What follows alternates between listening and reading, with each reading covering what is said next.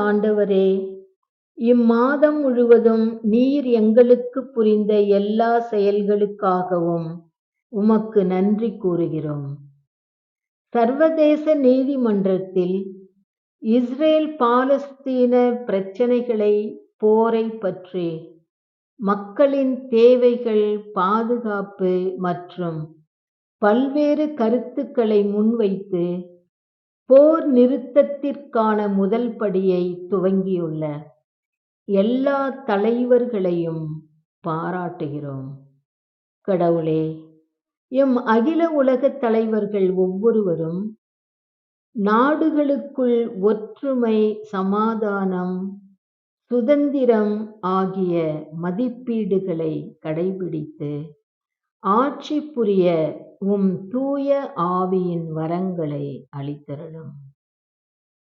இளையோரின் பாதுகாவலரான தூய John Bosco விழாவை கொண்டாடும் இன்று திரு அவையின் தலைவர்கள், நாட்டுத் தலைவர்கள், சபைகளின் தலைவர்கள் அனைவரும் இளையோரின் முன்னேற்றத்தில் அதிக கவனம் செலுத்தி வருங்கால தலைமுறையினர் இவர்கள் என்பதை உணர்ந்து வளர்ச்சிக்கான திட்டங்கள் அமைத்து அவர்களை உருவாக்க நீர் அருள் புரிய வேண்டும் என உம்மிடம் ஜெபிக்கிறோம்.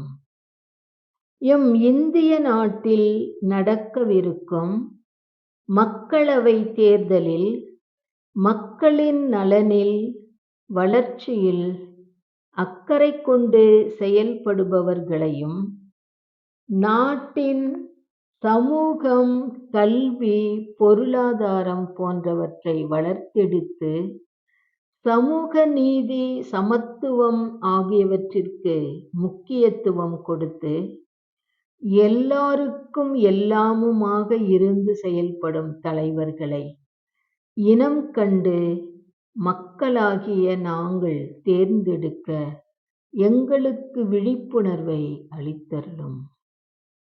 அமைதியை உங்களுக்கு விட்டுச் செல்கிறேன் என்று மொழிந்த இயேசுவே, பாலஸ்தீன, இஸ்ரேல் மக்கள் மீது உம் இரக்கத்தை பொழிந்து போரை நிறுத்தி அவரவருக்கு கொடுக்க வேண்டிய உரிமைகளை அளித்து மக்கள் பாதுகாப்புடன், மகிழ்வுடன், சுதந்திரமாய் வாழ உடனிருந்து செயல்பட உம்மிடம் கெஞ்சி மன்றாடுகிறோம்.